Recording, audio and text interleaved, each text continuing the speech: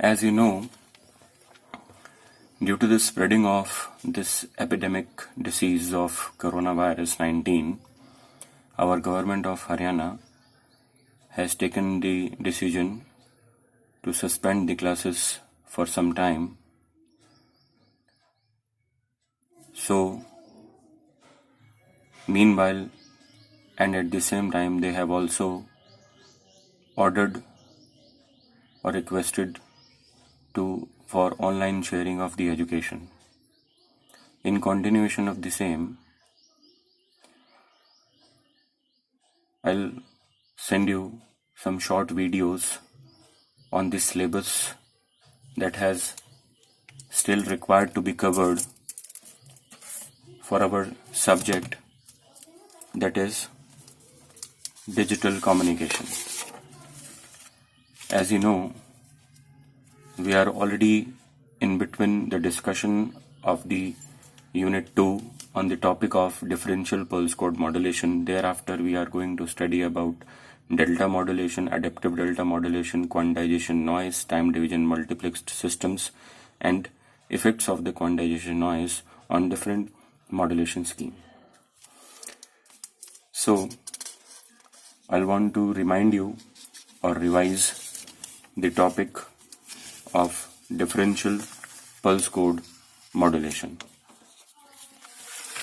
As you remember that the differential pulse code modulation is a technique which is as an alternative to transmitting the sample values at each sampling time. Means instead of transmitting the sample values at each sampling time, the difference between the sample value at one particular time, let's say k, and the sample value at the another time or the previous time k minus 1 is to be transmitted. So why we want to transmit the difference instead of transmitting the sample value? The advantage of transmitting the difference is that the difference is smaller than the sample value itself.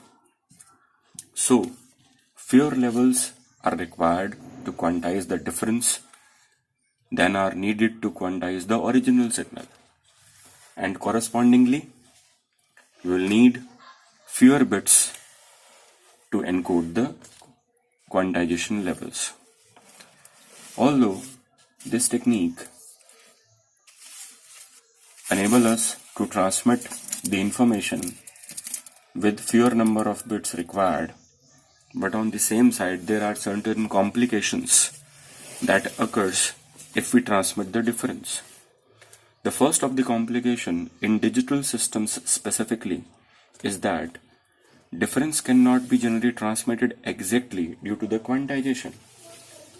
Or I can say, in an analog system where we are able, at least in principle, to transmit the differences exactly, the differential systems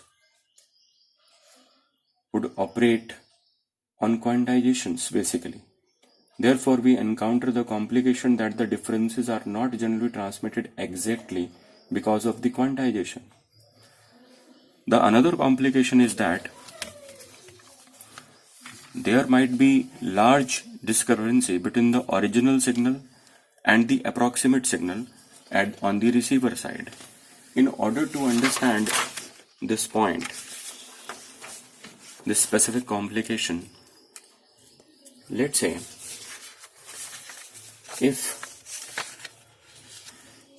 we have the original signal m of t and the approximate signal is m cap of t. Suppose over a number of samplings, while m of t is increasing, the transmitted difference were too small so that the approximate signal had fallen substantially short of keeping up with the original signal. Means, if the original signal is continuously increasing, then the difference between the sample and its previous value will be not much. and therefore the approximate signal may fall substantially short of keeping up with the original signal. Therefore, another situation is that in the interval sampling times, let's say k and k plus 1, original signal should decrease slightly. It is another example that if in the interval times k and k plus 1, our original signal m of t decreases slightly, and if we transmit the negative change in between the m of t and its previous value, m of t at sampling time k plus 1, and the previous value of the m of t at sampling time k, then we would be giving the wrong signal. Therefore, to circumvent this difficulty, or to circumvent these two complications, at the transmitter, a duplicate of the receiver accumulator is generally provided. Therefore, the approximate signal m cap of t is now available at the transmitter. That is one of the advantage of having the accumulator on the transmitter side. This is the basic diagram of the differential pulse code modulator transmission and receiver. Now, as to circumvent the complications, we have made available the accumulator on the transmitter side. That means now we have the availability of the approximate signal on the transmitter side as well. So, we can differentiate between the original signal and the approximate signal rather than transmitting the difference between the sample values at a particular instant and its previous instant. So, the difference is now not transmitted at k and k minus 1 sampling instants, but the difference of the original and the approximate signal is transmitted. So, the most recent changes in m of t conveys instead the difference between m of t and m cap of t. So, as you can see in the transmitter of DPCM system, there is a differential amplifier, that is the first stage of the transmitter. Then there is a sample and hold network, and then there is a quantizer. And after the quantizer, while we are transmitting to the channel, we can also use encoder over here. And the same output is also fed into the predictor and the accumulator. And the accumulator generates the approximate signal of the original signal. Then the quantized differential transmission scheme is done in this. So the receiver consists of an accumulator which adds up the received quantized differences and a filter which smooths out the quantization noise. The output of the accumulator is the signal approximation, that is m cap of k, which becomes m cap of t at the output of the filter. At the transmitter, we need to know whether the approximate signal is larger or smaller than the original signal, and by how much. So, we may then determine whether the next difference needs to be positive or negative depending upon the difference.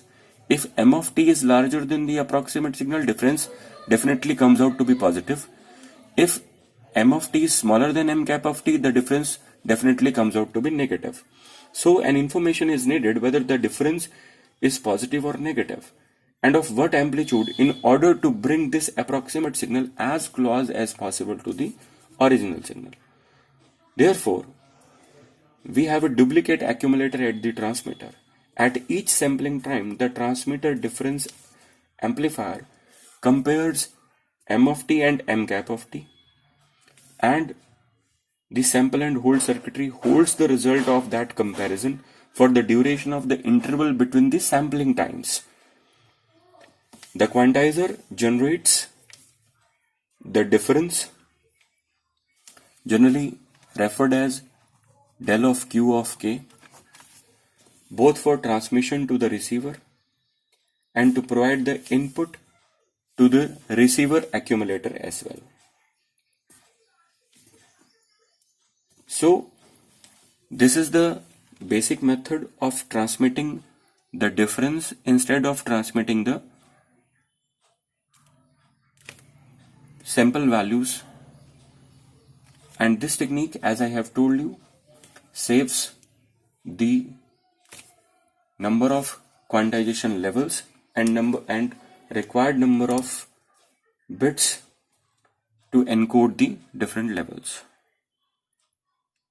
So that's all for today. Thank you.